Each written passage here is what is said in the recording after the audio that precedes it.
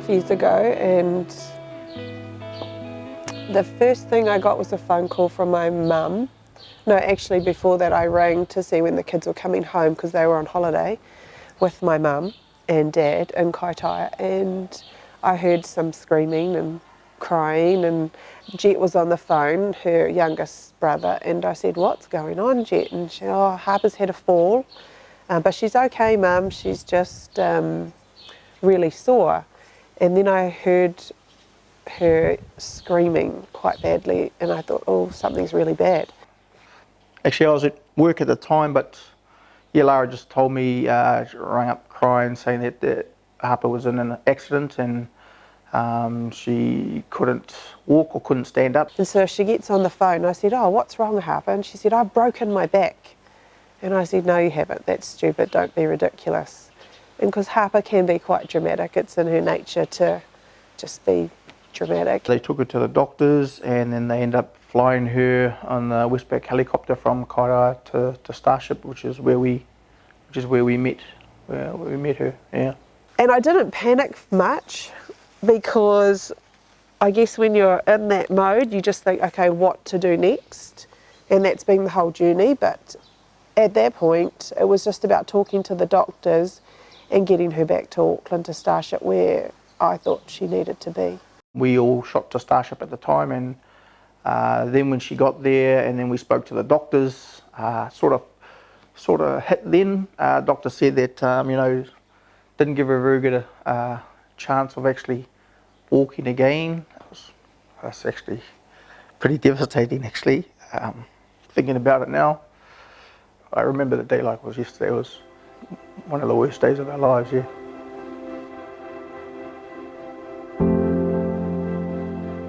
And she nailed the move, but in the process she'd overstretched her spine, and at the T2 level, which is about here, there was an embolism that killed the nerves, and in your spine the nerves, they don't grow back, and they died, and she was paralysed from there down. She was in hospital for a couple of months.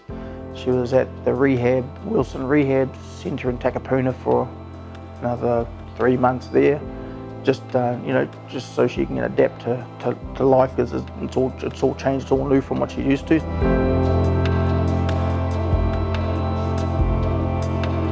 Not being able to walk, it's so frustrating, her not being able to walk.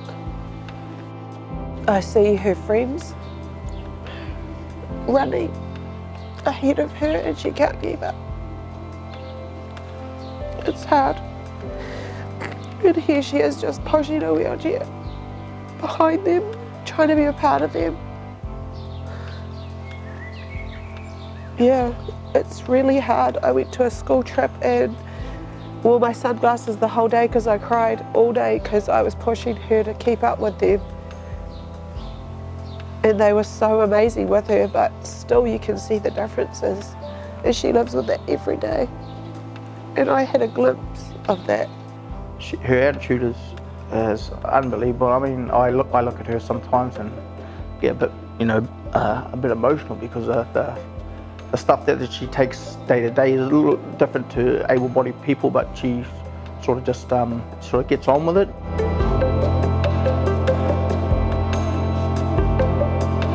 Harper's got a little different things. We have to catheterise her every 4 hours. Just little, and probably the things you take for granted. We have to turn her at 11 o'clock and 3 o'clock in the morning every day. And I think we turn her because hopefully so she doesn't get bed sores or anything like that. I've got a 2-year-old, she's 10, and the kids in between. Yeah, as long as we stick to her times or around those times, she's usually pretty cool. When I'm doing her stretches and rehab, the kids are jumping around her, on her. They're always amongst it, actually. They never just go off and be, go away. They always want to be a part of Harper, and vice versa. Harper wants to be a part of what they're doing.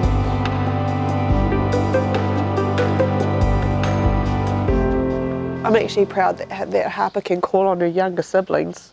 That's what it's like for them. They know nothing different, and they just call on one another for help, and you just do it.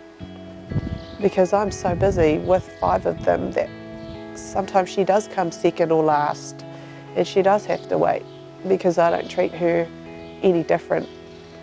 Unfortunately, I just think she has to become normal like them and know that she's not treated as the favourite or the special one, because that's not going to help her in life to come either.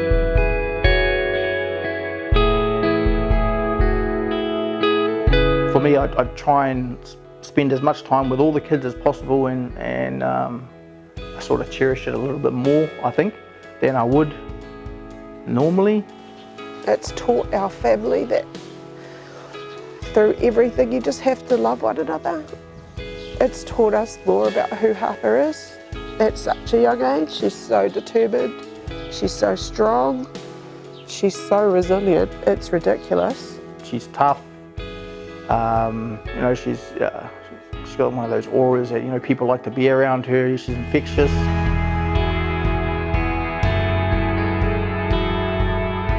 One thing Harper gets is, obviously, she's in a wheelchair, so people stare all the time.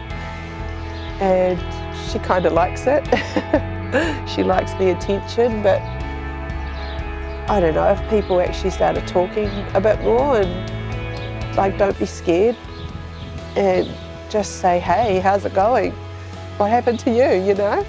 Yeah, I think if people were more open to learning about people with different abilities, they'd find that there's a whole other world out there, and that these kids with different abilities are rocking at life like we wouldn't even understand.